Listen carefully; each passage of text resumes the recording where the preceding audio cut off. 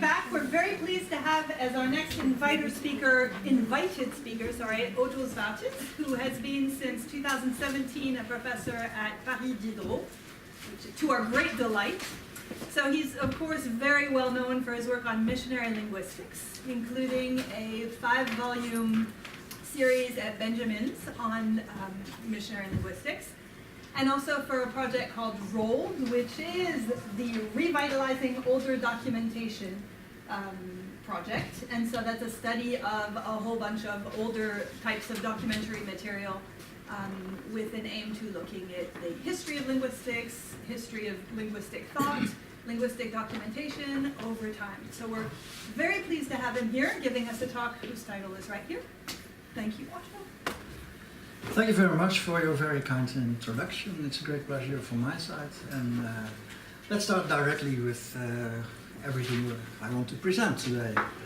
Of course, it's a big corpus. It's worldwide. It's a globalized topic.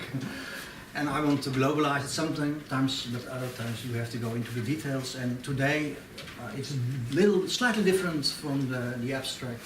I had a little bit about Philippines, but I made the decision just to skip it a little bit. But I have some comparisons here and there.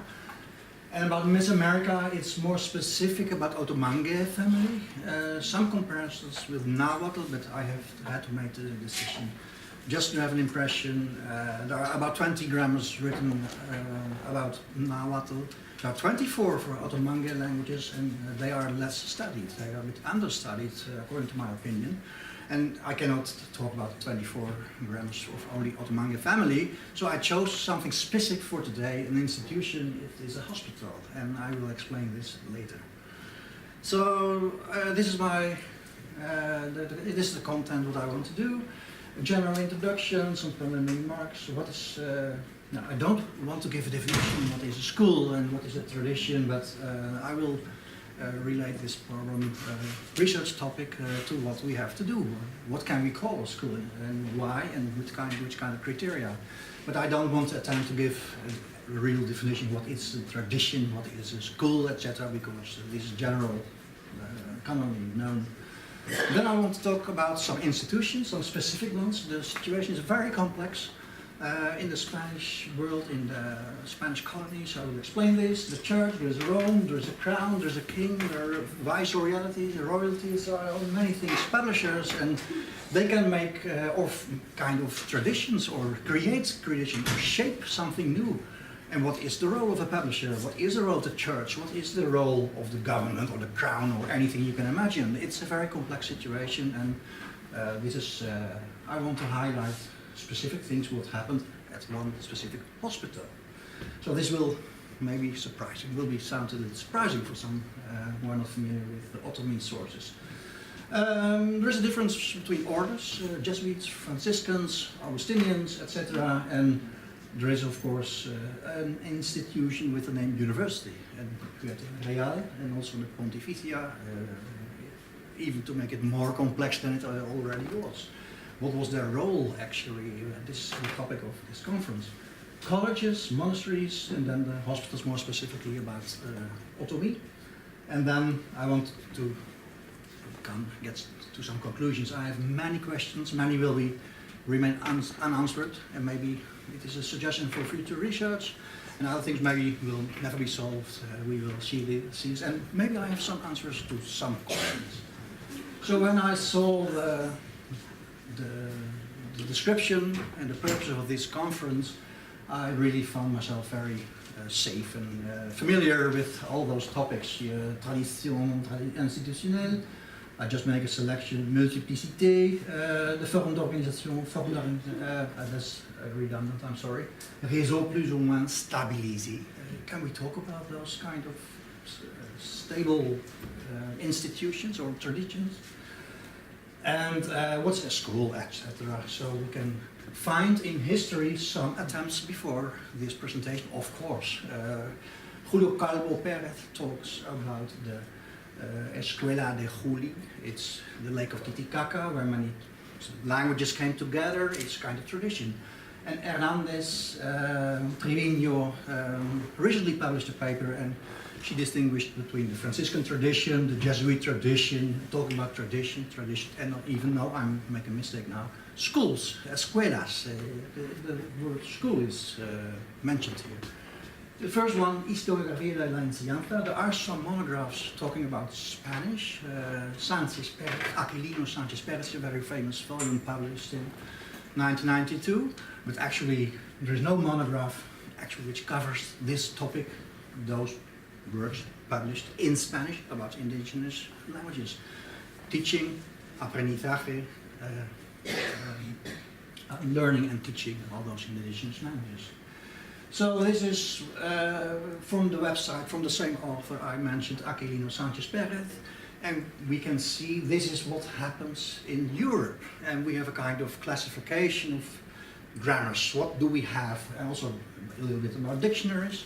Well, this is a division, and you can just ask yourself the question, do we find the same thing or something different or slightly different or completely different in the New World? Talking about grammars, can we find maybe an influence from William Bath or Comenius, etc., etc.? Some questions are very easy to answer, but many are quite complicated, as I will demonstrate. So just to start with, there was no agreement in those periods. There was not a direct dialogue between Rincon, a Jesuit born in New Spain, writing a Mexican grammar of the language Nahuatl, and Roboredo's Método Gramatical. As you can see, no es posible darse en todo el mismo método y arte y en enseñar todas las lenguas. So it's not possible to have one method for all languages. This is Greek and Latin. El artificio con que se enseñan y aprenden, and this is a quite frequently quoted fragment from the introduction of this Nahuatl grammar. So it's impossible. But as you can find in this book, para todas las lenguas, this is totally different. There is one method for all the languages. And this can be Latin, but it can be maybe also something different. And I want to explain what's actually Greek and Latin. By the way, it's very interesting that Greek is mentioned here because this is quite exceptional.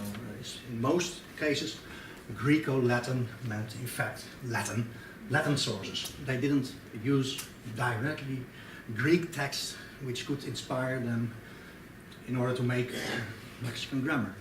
Talking about the universality of linguistic systems, or maybe metalinguistic thought, or any thinking about language, can be comparable about the typologies of the languages themselves.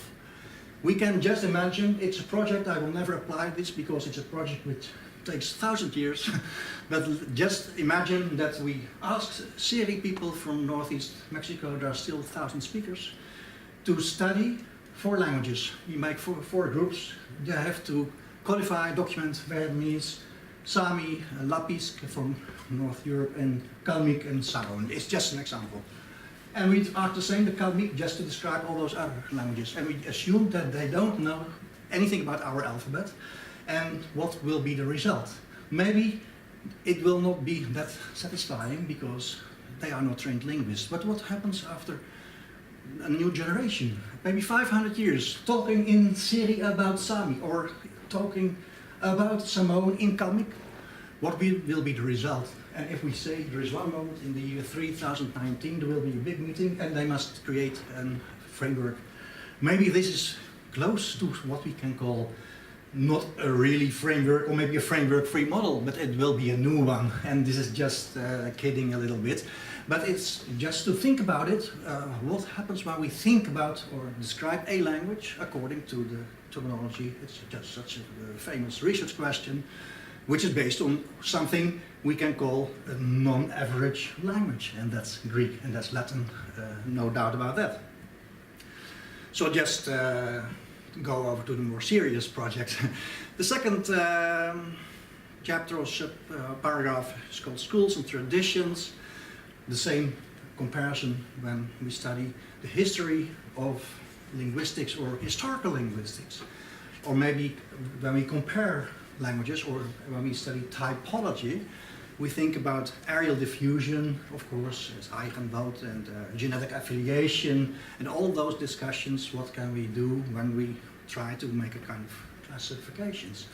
The same applies to grammars. Is there a school? Is there aerial diffusion? Is there a real genetic relationship between them? Or is it an aerial feature? Just a question to think about again. So there are traditions, schools and paradigms, and well, we can just use the images we can use for any course in comparative linguistics. You have a wave. Maybe Antonio de Nebriga is coming here. Maybe someone who doesn't like it. What happens afterwards? It's just a metaphor, of course, the wave. Or maybe Alvarez Nebriga, and there is suddenly Collado, and then we have Oyanguren. There is maybe a relation, but maybe not directly between A or D. It's just for a different discipline, the history of languages and also comparative linguistics, and how do languages change, but we can make the same model for the grammars and dictionaries. You can think about different models, the wave, and we have the bosquet, the thicket. So what actually, where does it come from? It's not only just one tree, there are more ways where we can think about influences of formation, shaping schools, etc. Cascade, it's a word frequently used in those traditions, starting with the Greeks and Romans and just going this way, or maybe a different form. There are several sources maybe, and then we have here something like Mesoamerican grammars. Where did this come from? Just more metaphors for a kind of comparison we can make. Other models made for Indo-European languages, and you have the tree, of course, and you can also think about this is more based on geography. On the left you have Celtic, Italic, and Slavic in the middle, Germanic in the west, so it's also a little bit about a geographical approach. But you can do the same with grammars, of course, and not only thinking about regional differences, but also typological or maybe methodologically. You can also make a division based on the structure or the internal structure and anything you can imagine. But as far as I know, I never seen such kind of approaches that you can do this kind of research. Internal structure, many people think always, as also Rincon is telling us, it's all based on the Greek model, it's a framework, but you must also be aware that so many parts of the grammar are not based at all on any framework you can imagine.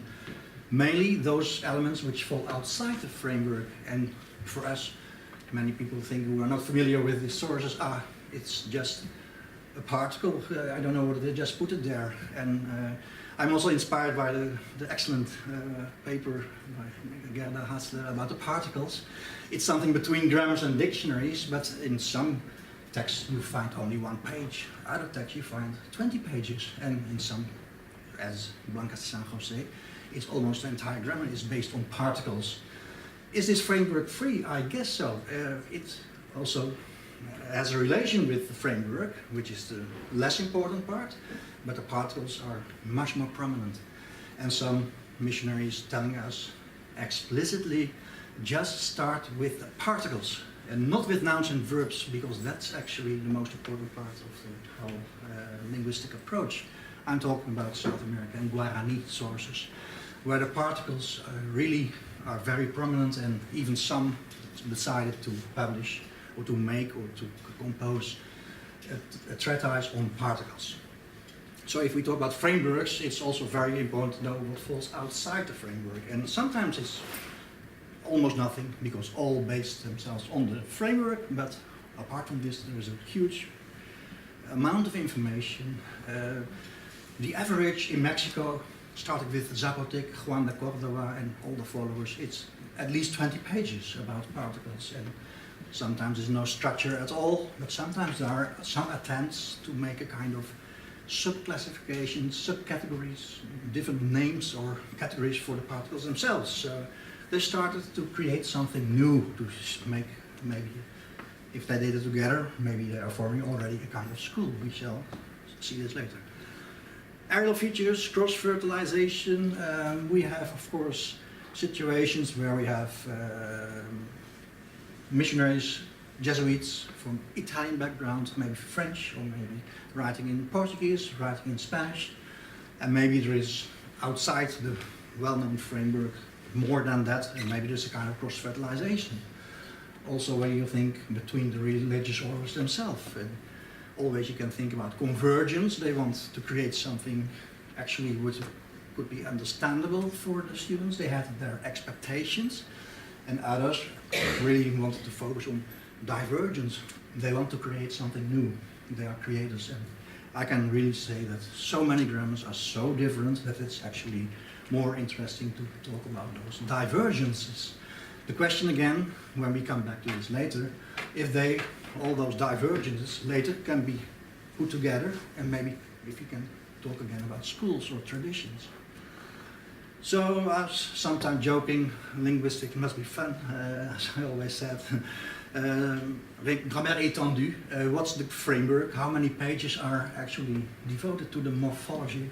I can also think about different situations and sometimes kidding, diminué, comprimé, and probably I introduced this term recently. La grammaire dégonflée. It's what's left actually. What do we have if a language doesn't have any morphology? Vietnamese, but okay, it's a very short grammar in this case. I'm talking about Alexandre de Rode. But of course, there are no particles, and what's in it is not much. But others are really the opposite. Maybe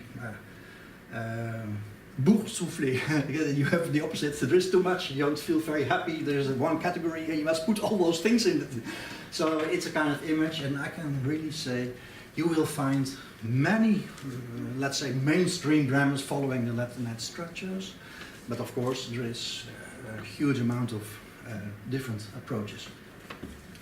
Okay, let's go over to the next topic, the institutions. And I have warned you, it is a very complex situation. There's a church, there's Rome, propaganda fide, after 1621 or 23, I don't remember. You have the patronato, padroado in Portuguese. It was the expression of royal patronage, controlling major appointments of church officials and the management of church revenues. Under terms of concordance with the Holy See, the resulting structure of royal power and ecclesiastical privileges, it was formed in the Spanish colonial empire. It resulted in a characteristic constant intermingling of trade, politics and religion. So you have actually three things coming together: trade, politics and religion. Also many missionaries who wrote only text for religious purposes, but in other parts of the world it wasn't always the case. Thinking about the Spanish grammars written in Spanish about Arabic, Damascus, they always say it's for commercial reasons, it's for the, let's say, the religious purposes, and there's even a scientific component in this case. A good reason to learn Arabic. Okay, this is a remark. We must be aware that the church is not only one thing. The patronato has not only consequences for the religions, but in many other levels we can find the consequences. Propaganda fide, what does it mean?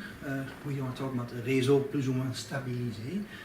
We have grammars and dictionaries of all of these texts are printed texts. They are printed in Rome, written in Latin, describing languages which fell outside the Portuguese padroado and the Spanish patronato.